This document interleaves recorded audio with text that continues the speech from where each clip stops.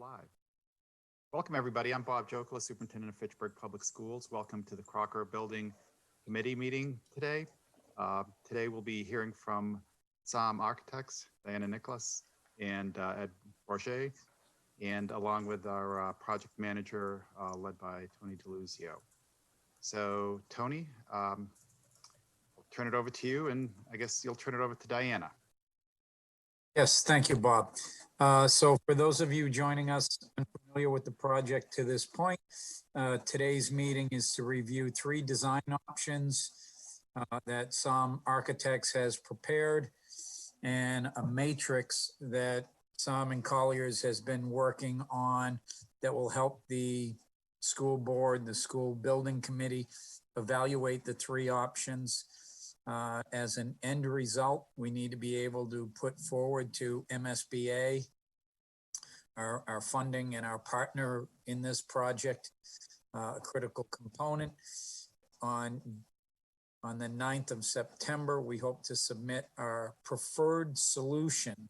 So of the 3 options that you're going to see here today, we need to kind of start narrowing down which of those is the preferred option, along with a full renovation modification of the existing building, which is a requirement of MSBA. So one option that we won't spend a lot of time on today, but you'll see in the various matrix is just the renovation option. Some will also highlight the grade changes and how the new proposed school educational program relates to the design options, and those design options were driven or generated from those grade changes for the Crocker Elementary School. And typically later in the meeting, we take comments from the public as part of the agenda, if there is anyone that so joins, but I don't see anybody that I don't know on the current screen. So unless they're in a waiting room, I don't know that we'll have any public comment. So Diana, would you like to take it away or add some more to that? Sure. I think Rosalind is trying to get onto the webinar as well. She's one of our team members. And Nate, I don't know if you can let her in. She has a link from Ava. Anyway, I'm going to get going because Rosalind knows a lot of the spiel anyway. So it's good to see you guys again, the building committee. We've been pretty busy since we spoke to you. I just want to make sure everyone can see my screen, right? Yes, awesome. Okay. No, it's not advancing. Let's see. I have this. There we go. Okay. So here's an updated sort of schedule about our process. I can't see anything now. Clarify, we see you, but not the screen. Oh, okay. Let's try this again.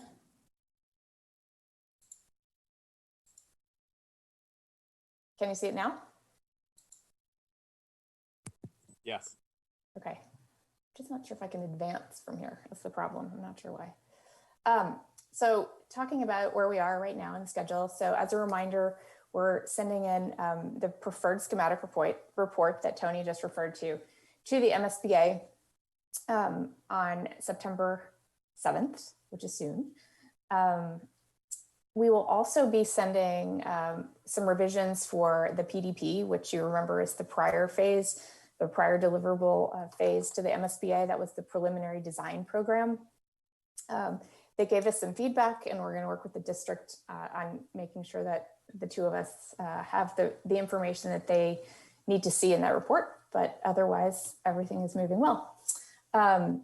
So today we're going to just go through kind of a reminder quickly of the 3 options that we looked at last time. People can jump in if you have questions, or you can save them to the end. Yeah, either is fine with me.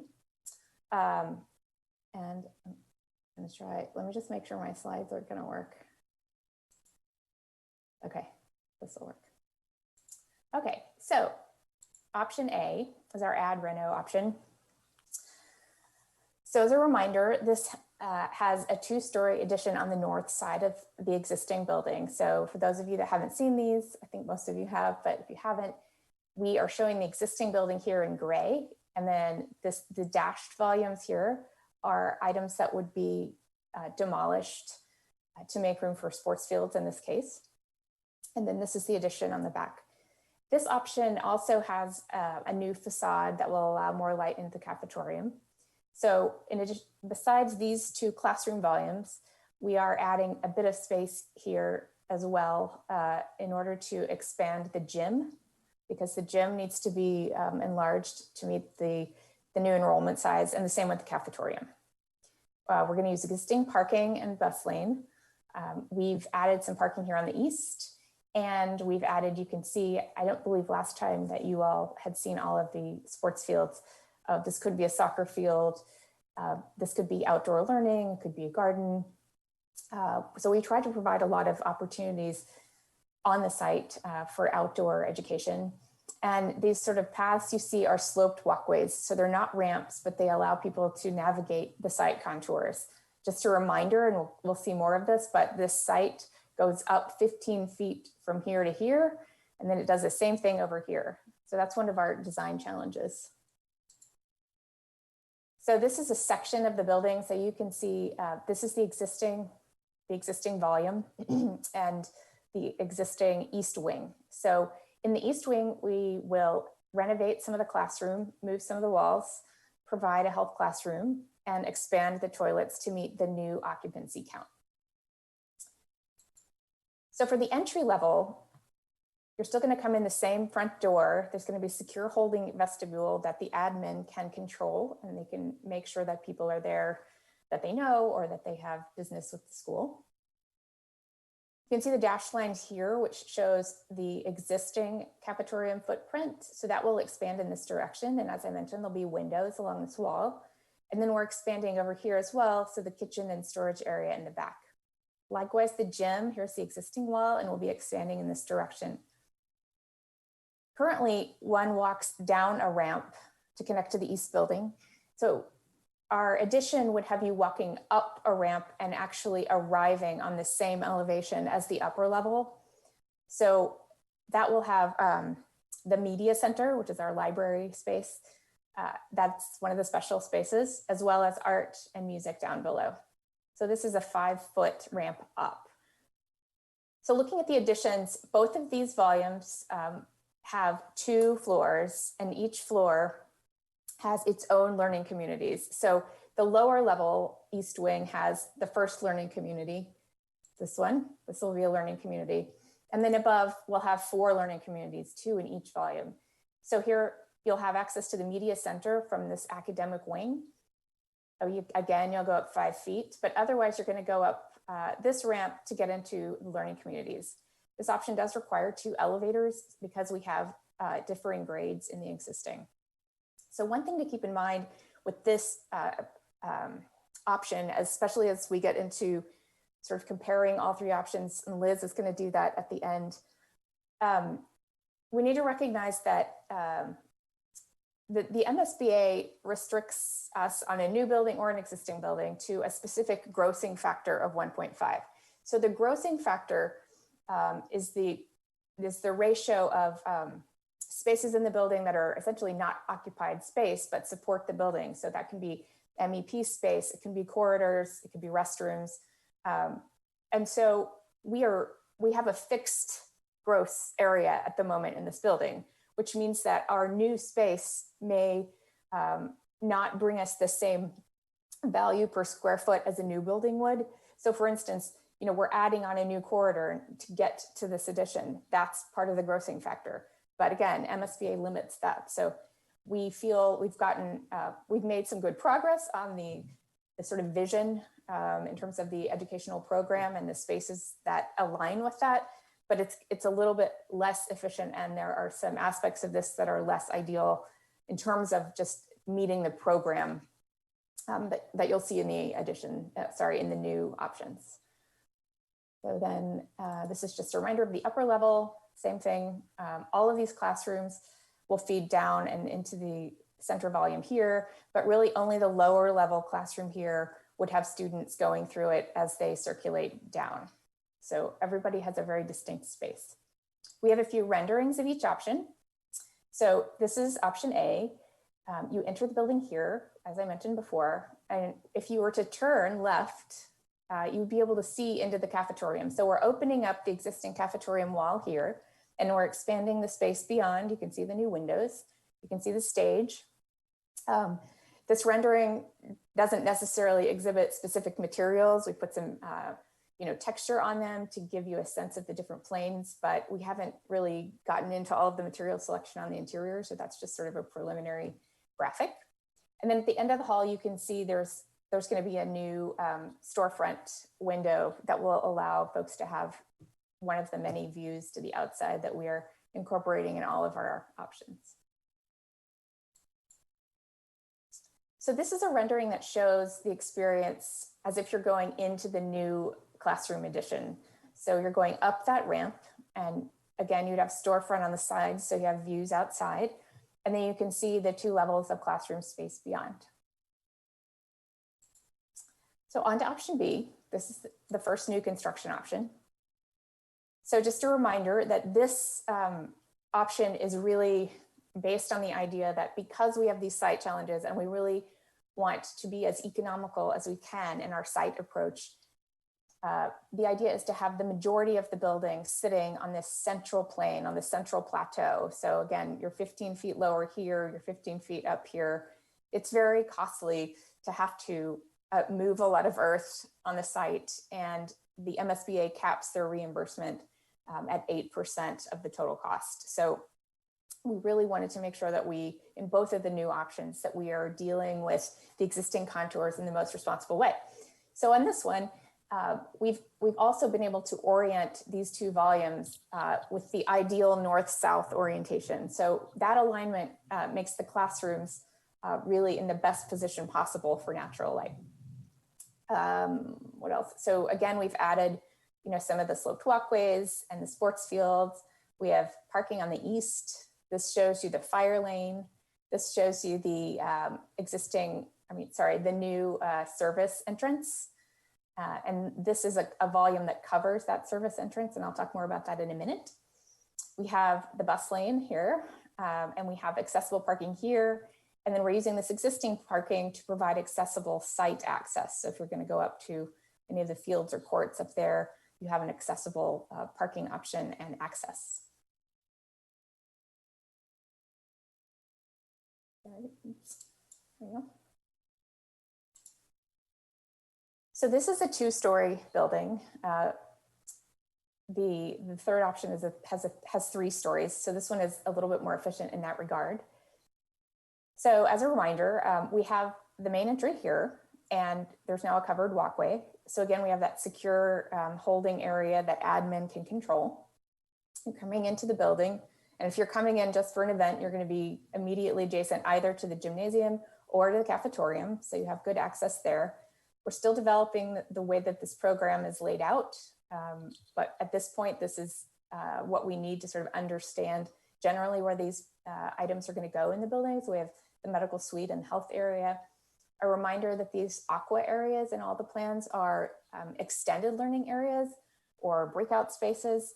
And some of them have what we call learning walls. So you could use this wall, for instance, adjacent to this learning area for, to post things, to draw, etc. So in the cafetorium, we have a new stage here that's accessed via stair here. This is 4 feet higher than the seating area in the cafetorium. And that 4-foot level extends across here. So it extends past the music room, and you could potentially open up the music room and create therefore another stage. So you could have an event that's sort of focused on performance over here or performance over here, or you could do it on both of them. So it provides ideal access from the music room to performance space. So this is the ramp that would take you back down. So you're up here 4 feet, you're going to go back down to this level, which is the same as the entry level, and that comes all the way back to this classroom volume. So this sort of jogging axis is meant to sort of also think about, it's an organizing principle in the building, but we also like to tie it to our biophilic approach that it's like strolling through the woods and you're seeing different activities and different aspects of natural light and hopefully materials and colors that will be evocative of biophilic design. So here we have 2 learning communities. Again, we've done a little bit more detailed work on laying out the spaces in the central areas within the learning communities. We tried to give outdoor learning to as many learning communities as possible. And as a reminder, they all have a view to the outside from within the core area. So here's a window, and then this corner you will see everywhere provides natural light as well. So on the upper level, a reminder, the elevator's here. So you would come up to this level. Again, we have extended learning, and we have a 4-foot raised area for the media center, as well as the 2 art classrooms. We've also tried to provide outdoor learning again at the media center. And then here, this could be something that's just shared by everyone or potentially just for this learning community. We think this might be the 5th grade or the sort of different learning community. You may have lockers, that sort of thing that would be more ideal for 5th graders. So this is going to be an enclosed MEP space. But if you come out here, then you're able to walk across this walkway and potentially look down into the gym here, and you get to the sports field. So you're on the same level as the sports fields. So this is really helping us deal with that 15-foot level change to the recreational areas on the west part of the site. All right, I'm gonna go on to option C. Oops, let me go down. It's option C. So as I mentioned before, we're hoping to minimize the grade movement on the site, the soil movement on the site. So this building spans those 3 levels. You'll see that in the section in a minute. So we've developed the site further, and we've done all of this since we spoke to you with landscape and civil as well. So we have a deeper parking area here.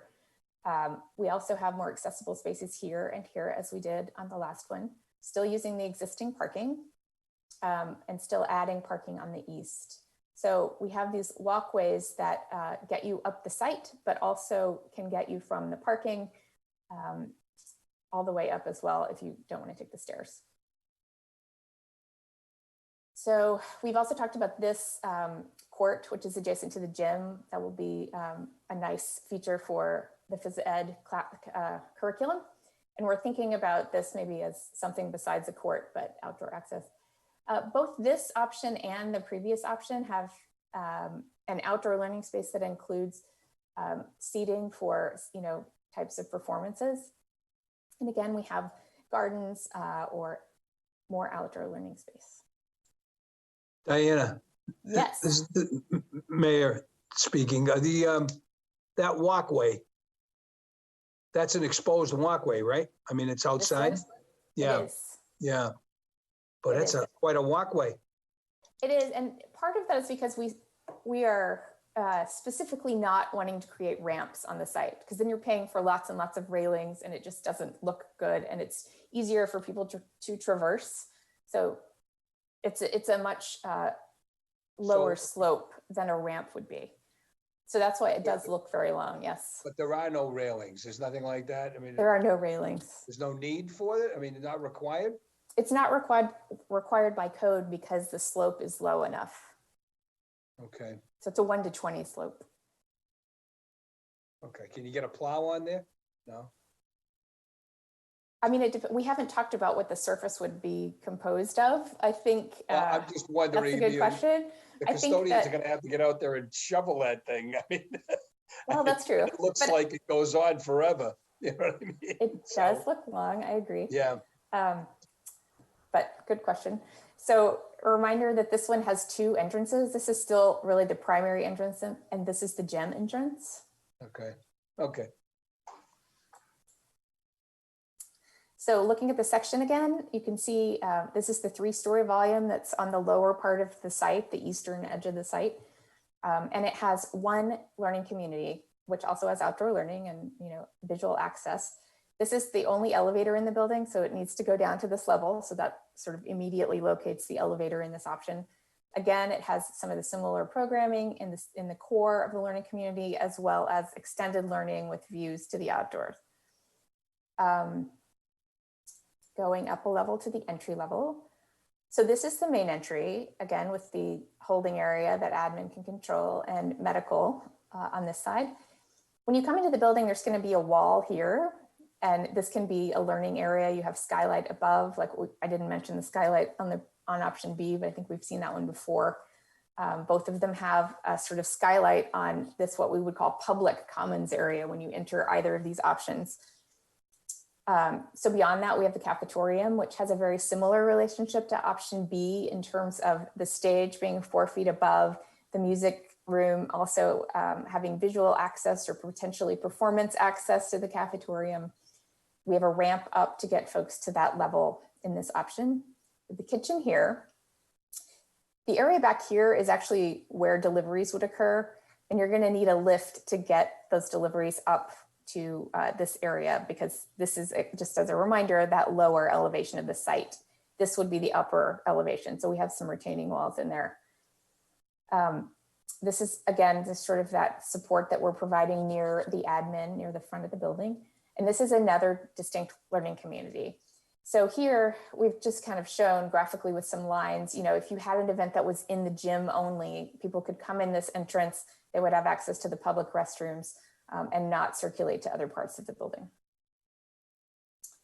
We've also added this sort of sawtooth profile on the gym wall that would allow for northern light to come in, which would be really wonderful in this part of the site with the woods beyond as well. And here again is a larger view of the amphitheater we talked about. So the upper level, we have 3 learning communities. So we have this one that looks similar to the other, this one looks similar, and then we have one that's more linear here. So rather than having this sort of program in the middle, they have it across from them. And then we've kind of carved out areas where they could have extended learning or breakout space, or these all even have STEM alcoves. It's kind of hard to see on them, but that's part of that programming. So that would create more of a sense of community for that group. Again, you have views to the outdoors, outdoor learning opportunities here. So once you come up the stair or the elevator, which again is over here, this is a stair to the lower level, you'll see, and we have a rendering of this, the media center, which again is also 4 feet higher than the rest of the floor and has the art or art and makerspace classrooms beyond with outdoor learning opportunities. And you could also potentially have windows in the upper part of the gym that you can look down into when you're walking on this level. And this is the outdoor mechanical space. And to go back to the slope walkway discussion, this is a slope walkway that would get you out of the building and onto that level of the west fields, the west recreational areas. So quick look at the renderings for this option. So as I mentioned, when you come into the building, you're going to be able to see the cafetorium. So this is, you've come into the building here and you're standing looking at the cafetorium here and the stage and the music room beyond. We also have a lot of glazing in the rear to provide access to outdoor learning, potentially outdoor dining, or performance space as well. You can see a bit of the skylight in the rendering and the ramp that's beyond. So once you've come up to the second level, this is the media center, and you can see access to the outdoor learning for the media center here. You can see the art classrooms, and on this side of the art classrooms, there's also outdoor learning. So here's the ramp that gets you up to that level. And again, this option and option B, we're really trying to create that very open, sort of welcoming media center where people can see things that are going on and be sort of drawn into what's happening in the space there. So that's a quick run through of options A, B, and C. Here's a reminder slide, but I'm going to go on to the next slide and turn it over to Liz to talk about the details of these a bit more.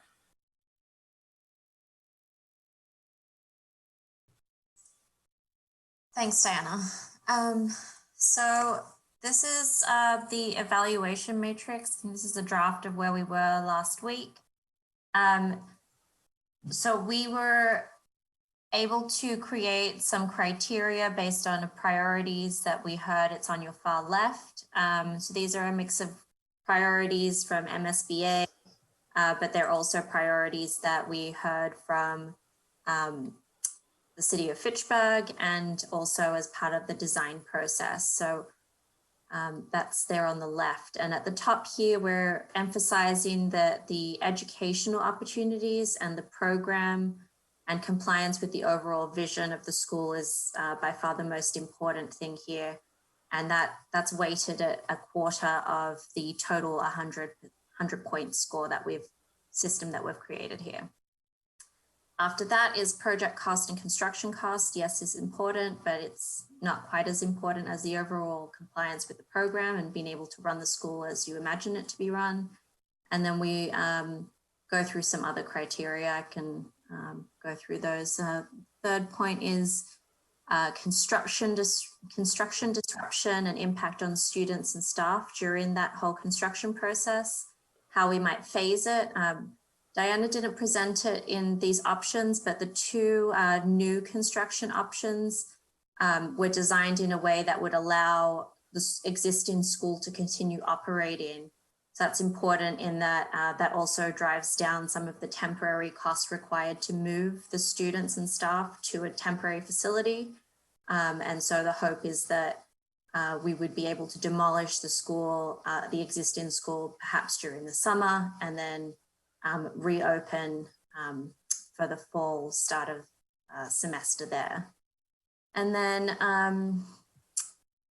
reimbursable costs, operating costs, so that's listed as number 4 for a total of 15 points.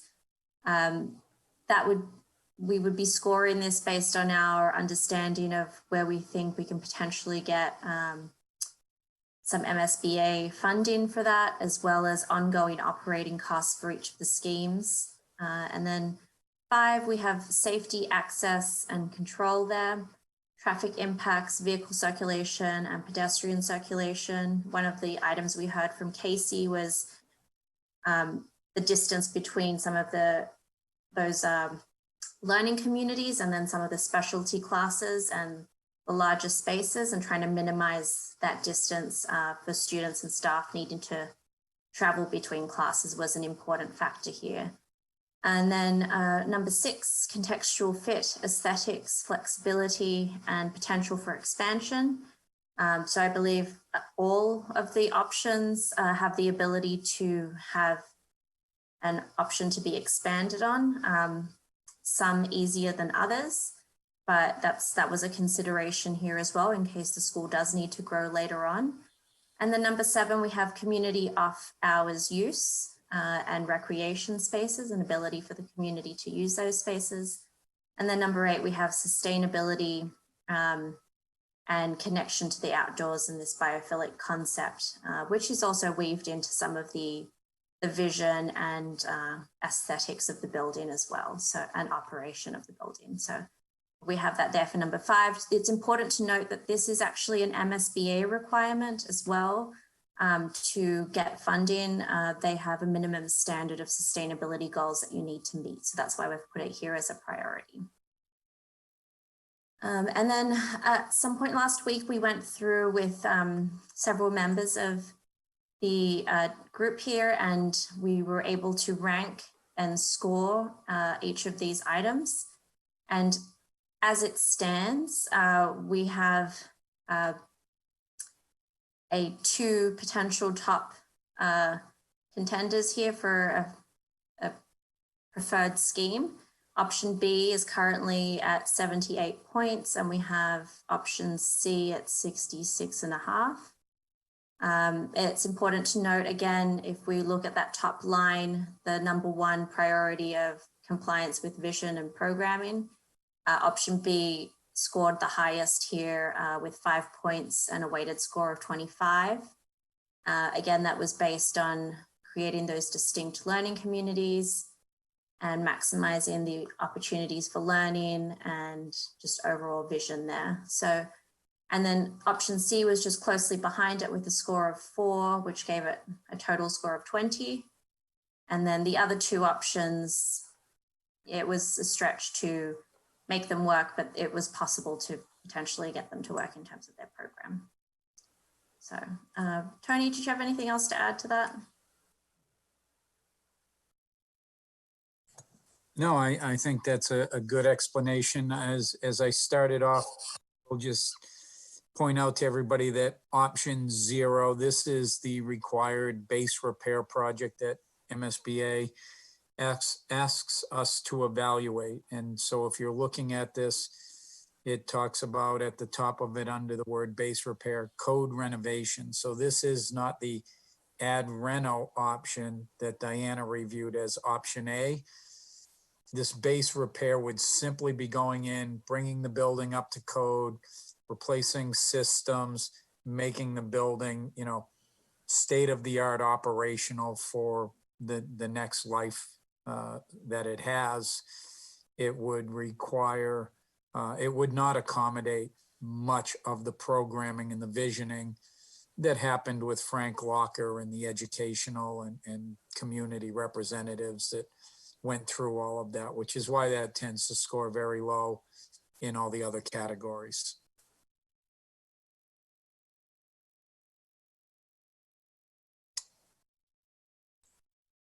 Matt and Natalie, you might want to unmute yourself if you had a comment.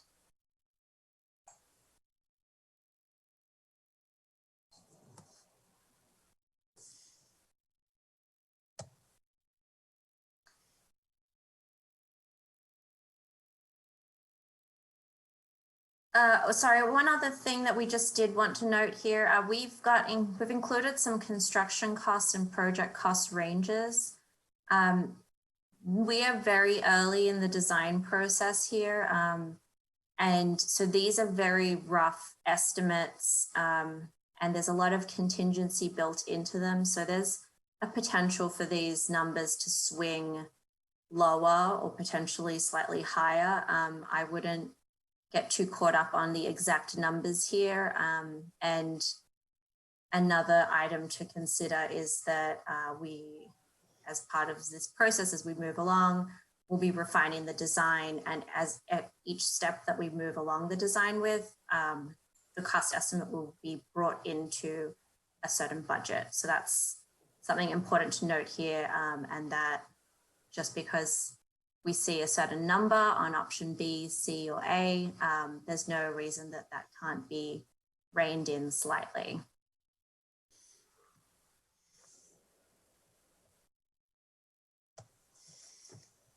Tony, did you have anything else to add, or should we open it up for questions? No, I think we open it up for questions at this point. Love to hear comments Great.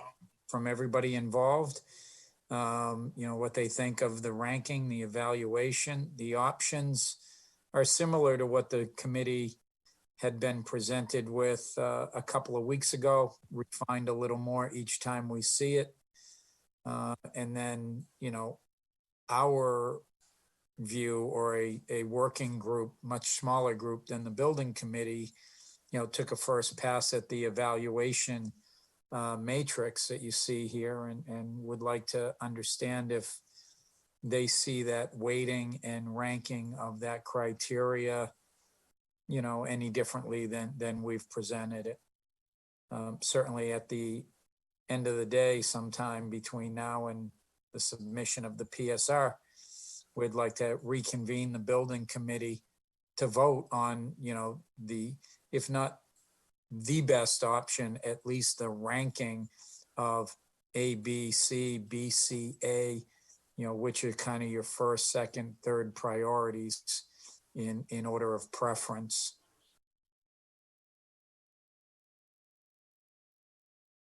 Tony, you mentioned that MSBA requires you to give a base repair category. Correct. So 29 to 31 million. That's doing nothing but bringing the building up to code. Correct. Ouch. There would be some modifications. Yeah. Some interior changes, but it wouldn't be to accommodate the full program. Right. So this is probably a question for Liz. Liz, help me out. I'm not a real math whiz, but so high score in these is what? Hits most of the, checks off most of the boxes, so to speak? Yeah, Makes so it more, number 5, at the bottom, we have a scoring key. So the scoring key, 1 or a bright yellow is okay, I see. advantageous and a bright green is the most advantageous. Yeah, And then we applied multipliers. So Diana, if you just scroll to the top as well. Yep. Yeah, so at the top here, I've added a weight/multiplier. So 5 times 5 gets you to 25 in the same way that 3 times 5 gets you to 15. And that's how we came up with the 100-point system. So it's 8 priorities, they've all got different weights, but everything is based on a score of 1 to 5 and then multiplied to get you the final weighted score. I thought we were working with a $60 million figure. Is that, am I mistaken in that? Correct. That's That's correct. currently what the MSBA has approved the project for. Yeah, I don't see any 60 million on here, no. So one thing that we were mentioning here was, so the construction cost is the number at the bottom. That is the number that we have an estimate for. And again, it is based on a very high level lines on a page kind of situation that we have right now. It's more of a concept design or a master plan kind of level of design, which is great for the purpose of evaluating multiple schemes, but it is not the best tool to get proper construction cost from. So as the design gets more developed, we'll be able to develop the construction cost at a finer, more granular level. Right. And then the project cost, just because we've had this for a short period of time and we're not really able to drill down in the same way that we can't drill down on these like very conceptual plans. The project cost, we've just applied a multiplier to that as well. So it's a range. Could it be brought down slightly? Yeah, probably. But without getting more information, it's impossible to give you a very precise number right at this point. But if the goal is 60 to 65 million, then that's a budget we're going to try and work with. And Mr. Mayor, that's why right now the cost component of this matrix isn't weighted as heavily. Those numbers, probably have in essence a 20% margin of error based on the limited design drawings, the limited, material selections, operational systems. We haven't gone in and looked at rebates, utility grants, and energy efficiency, those types of things that we've gone through on City Hall to start to pare the number down. Hasn't been done at this level for this project yet. Maybe in the next iteration, when we get more fully into schematic design, then that criteria of meeting budget may have a more significant factor in the weighting scale. And the design team will take the preferred schematic option and work very closely with the estimator and with Colliers on reconciling the design to the budget. Okay. So those are real fluid numbers then, right? Very much. Okay. I went to the Tony DeLuzio School of Rudimentary Construction, whatever. And my next question is, because he taught me this, is contingency built in? And what amount are we talking about? Because when you start talking about digging up the ground, we encountered ledge. And now that kind of throws everything off. So what are we setting aside? Or does MSBA limit us as to what we can put forward for contingency? They don't limit you on what you can carry for contingency. These numbers have, a lot of contingency factors built in: design contingency, construction contingency, owner contingency. Yeah. Right now, as Liz said, we took the estimator's construction cost and we added a factor of 20-25% on top of that. All right, good. Yeah. For soft cost. Yeah, As, All right. as Diana indicated with the site, this is a very big site. It's got a lot of elevation changes. It's got existing utilities that need to be addressed, whether they're replaced 10 yeah, outside the building or all the way back down to Main Street. Those types of issues are all going to have large swings in the project value. I mean, do we know what we're dealing with, Tone, with when it comes to the footprint itself? I mean, the ground We it's don't. not We'll- built on? We've got that scheduled for mid-September. Okay, They're okay, doing the drillings and the borings, just like we Right. did at City Hall. to okay, see What's under the ground, how deep it is, where it is. Yeah. And what we encounter. okay. Thank you. Yeah, we wanted to get kind of some schemes done so we know we're drilling in the right area. So Okay, the options being out back and there's nothing really out there but fields and grass, we can now get out there and drill where we propose to actually put a building. to build, okay. Yeah. Thank you. Yep. Yeah.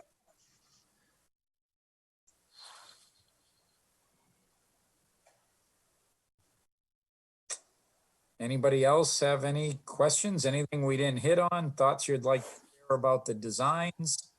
Yeah, Calvin, Tony, this is Calvin. Hello. Hi. Just obviously, I'm looking at the costs. Nah, So this is I reimbursed. gotta unmute myself so I can laugh. You can hear me laughing. Go ahead. Okay, I'm gonna mute it. So the MSBA reimburses part of the cost. So I'm assuming that there hasn't been a determination as to how much of a construction cost is reimbursable or not. Is that correct? right now, the city is earmarked for a maximum of 80% of the $60 million. The effective reimbursement rate historically for all projects is slightly, I'll say less than that, could be as much as 75-25 split at the end of the day.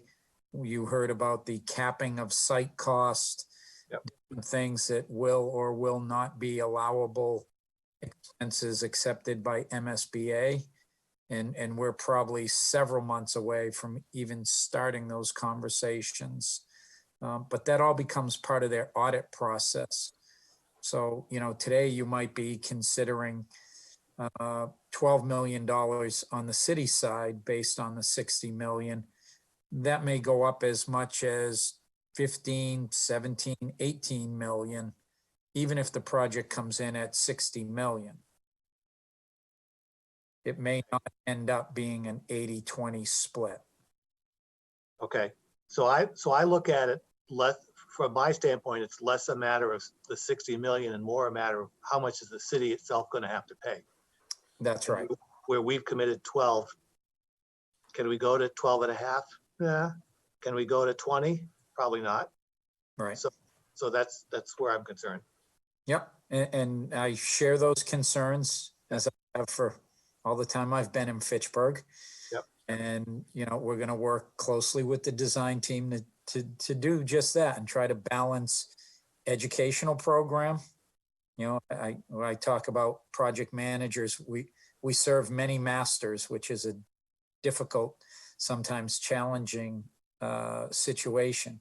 We need to deliver a building that through SOM's efforts meets the educational program, meets the operational integrity and durability of a long-standing, well-functioning building. We have the MSBA asking us not to put anything in the building that's not reimbursable. Why are we doing things that are outside the eligible costs? So we'll have to be answering to them. And at the end of the day, I need to balance you somewhere between the anticipated 12 million and the potential reality of 15 million. All right. Thank you. Yep. But I surround myself with good people such as Liz, Diana, Ed, and the whole team to help me succeed in your request. Anthony, it's Adam Cordio. So I was invited to this meeting, so I'll speak. as a teacher. Adam, I'm Yeah. sorry, are you part of the public? I'm taking notes. I'm a teacher in the system. I'm the Okay. president of the Teachers Association. I have two kids that are in the school system. So I wear many different hats. Okay, I just wasn't sure. Yep. I really haven't been involved since the very first meeting we had, but I just wanted to state that, you know, as you were going through this, and I have a background in art. I went to Mass College of Art. I'm familiar with schematics, et cetera, et cetera. I was immediately drawn to B. And as you went on to C, I was drawn back to B. And then you guys presented this matrix. And it's interesting to see that the total score for B was the highest and that it hits all the green areas. With all those hats that I wear, I would love to see B happen in Fitchburg, or some variation of B. So I know you asked for opinions and what we thought of those designs, and you know, for me, it's B. Excellent, thank you. Adam, can I ask what drew you to B? Was it just the graphic of it, or was it some other type of feeling or observation? I think that B hits upon a lot of the things that we talked about at the beginning with the biophilia, with the outside in, with the flow, with the way the building's laid out, with compared to those other schematics. It just seems to work better aesthetically, visually. So I kind of put myself in that environment. I think in 3 dimensions. So just kind of walking around in there and seeing it, and the things that you hit upon just seem like it just felt right to me. I'm sure you guys who've worked on this project, the architects, know what I'm talking about when you can just understand and feel something that you look at. So can I pinpoint exactly? No, but it just made sense to me. Great, thank you for that.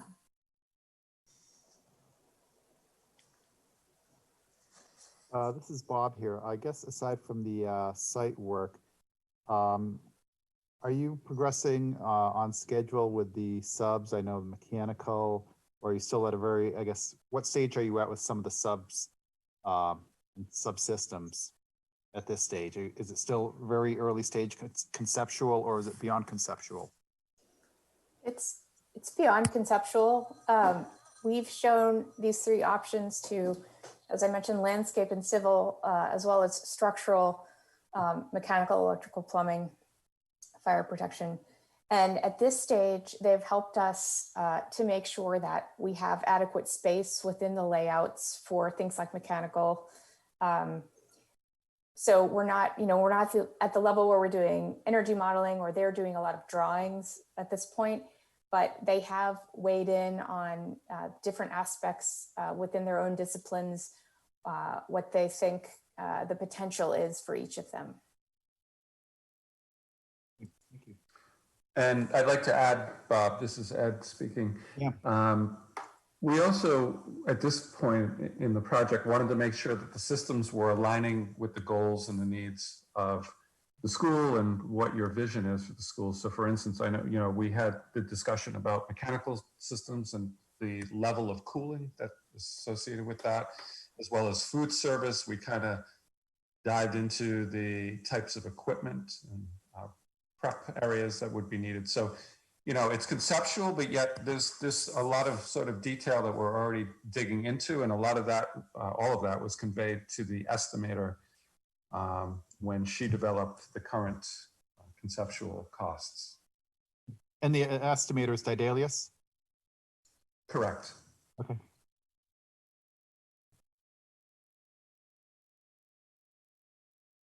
And just one other thing to follow up to answer your other question, we are on schedule with the consultants. I think the only sort of new thing that's popped up is, as you've seen, the MSBA reached out with some follow-up questions and confirmations and so forth. So I think that'll be on all of our radar for the coming week, is just kind of wrapping those things up. So just so you know, Adam, Craig, Casey, and Bob Colliers, we'll all be reaching out to you and try to wrap those items up. Thank you.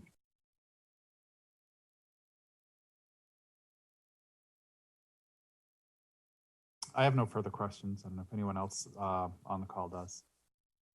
Okay, so let me jump in then, as this is our second kind of school building committee meeting. You heard that we're pushing forward, scheduling, targeting PSR submission to MSBA. September 9th, I think, is the actual date that was in our schedule, but sometime that week to get it in their hands. Do the school building committee members feel that a meeting on the 7th or 8th, and I guess more importantly, Diana, do we think we'll have a draft out to the committee so that we can submit that with the local action approval with a vote of the committee on either Monday or Tuesday that week? So that is our hope. As Ed mentioned, we have to work with the district on what they are putting into the PSR, and but we do have sort of the bones of every. We have the options, we have the matrix. We've been writing the narratives that accompany these things, thinking more about materials, all of that. So, Ed, I don't know if you had a target date for the draft that we're circulating. Yeah, no, we'll definitely have a draft, Tony. I think the only sort of area that I think may still need some tidying up are just some of these items that came up from the MSBA and us working together to get those resolved. But the other sort of base requirements for the PSR will be done. It seems like we're on the verge of a preferred scheme here. So that releases us to kind of do the final requirements. Keep in mind, everybody, that Monday is a holiday. It's Labor Day. So That's true too. Just takes that off the table. So my goal is the Friday before to have a draft out to everyone with the understanding there may be a few bits and pieces that still need to be kind of tidied up, but perhaps we plan to talk on the Tuesday and we just kind of go through it and, Well, it would be great if it were that easy. I guess, we need to know from the committee members that are on, if a draft comes out to you via email on Friday, thereabouts, can we schedule with the city clerk and post a public meeting again for that Tuesday, which would be the 8th, 2:00 in the afternoon, to try to just get everybody, we need a formal vote in recorded meeting minutes to put in the PSR that your preferred solution is A, B, or C. We need to show them the other options because they'll want to see those anyways. But, a vote similarly as you did with the PDP submission, we need to have that vote to go ahead and submit the PSR to MSBA with our, preferred option as option B. And we'll write up that language and put it in there for certification. But, that's either going to be Tuesday or Wednesday if people are available. And then submission, either Wednesday, Thursday, or by Friday of that week.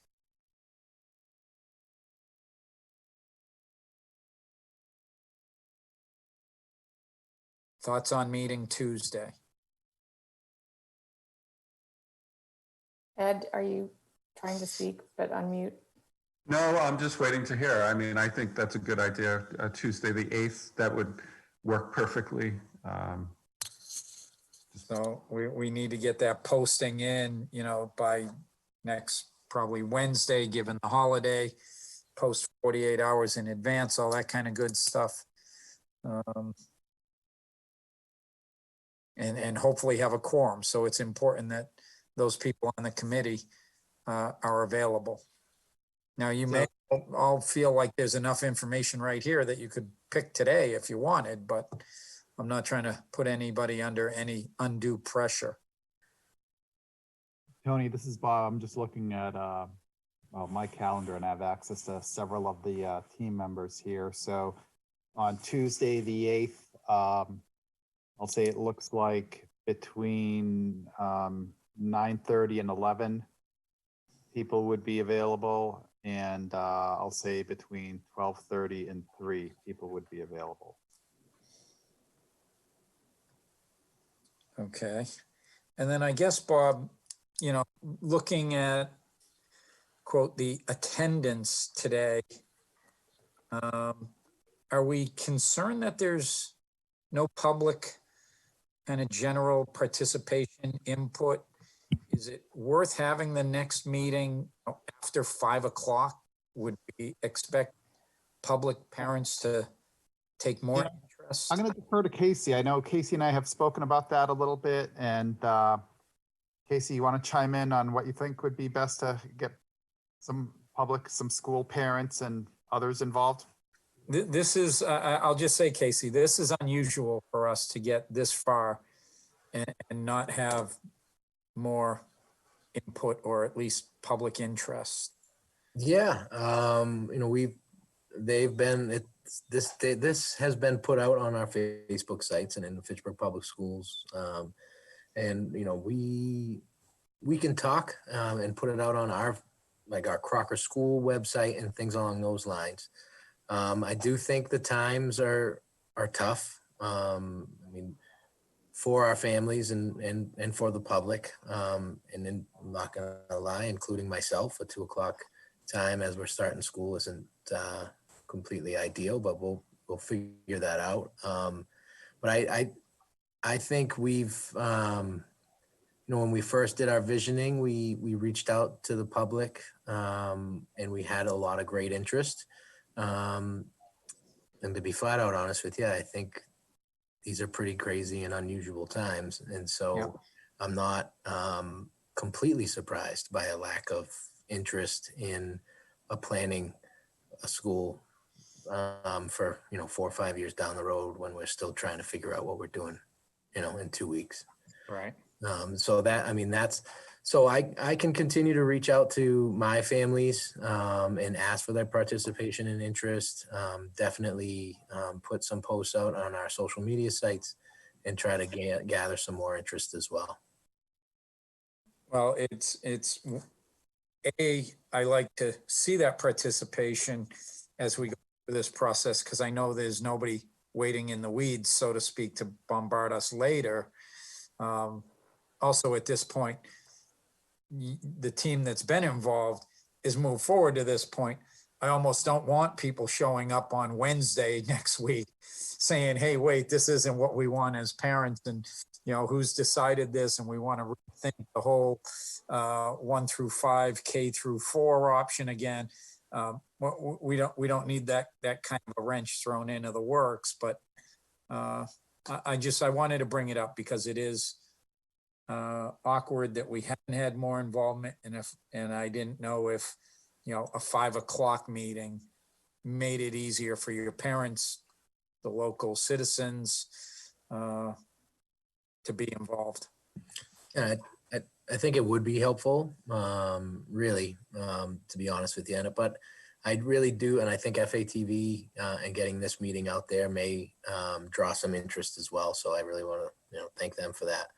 But I do think we're really sticking true to the vision where we had a lot of public and community input now almost 2 years ago when we first started our visioning meetings. So there was a lot of a great participation and input then. And we're really, really sticking to what Frank Locker was able to facilitate for our group. So, Okay. Yeah. So we want to go with Tuesday, 9/8 at 2 o'clock? Oh, let's try 5 o'clock, Tony. Let's mix it up. Oh, And, okay. as we're on FATV right now, let's ask Crocker parents or parents in the community if they're interested in this project to tune in for the next meeting. I think you just did, right? I think Thanks. I did. Bob, thank you very There you much. go. Excellent. All right, so I'll work with Craig and we'll post the meeting for Tuesday, September 8th, 5 PM. Ed will get his packages out through his team accordingly. And is there anything else anybody would like to add for the good of the order? Pete, you're muted if you're trying to speak to us.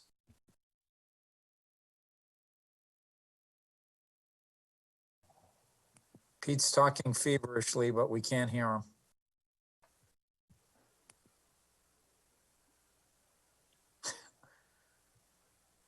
Thumbs up, okay. Hey. We got a thumbs up, I guess that's good. Oh. There you are. Hey, there we go. Oh, I couldn't get a word in, but just so you know, I think you've done a great job. Diana, great job. I support number B. I think Fitchburg deserves and students deserve a new building. It's been a long time. I opened up Rheingold and I opened up Memorial. I was there and it really helps to have a new building, and I think it's going to be good for the city and for our students. So everything we can do to support B, because I want a new building. I don't want to rehab the old building.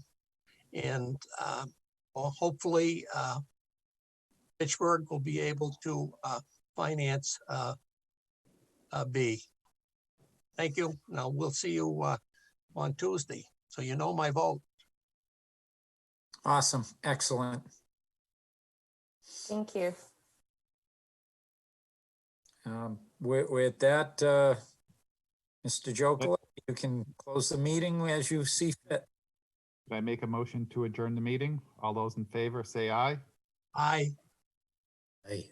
Hey, arms up, hands up, okay? So moved. Okay. Thank you, everybody. See you on Tuesday.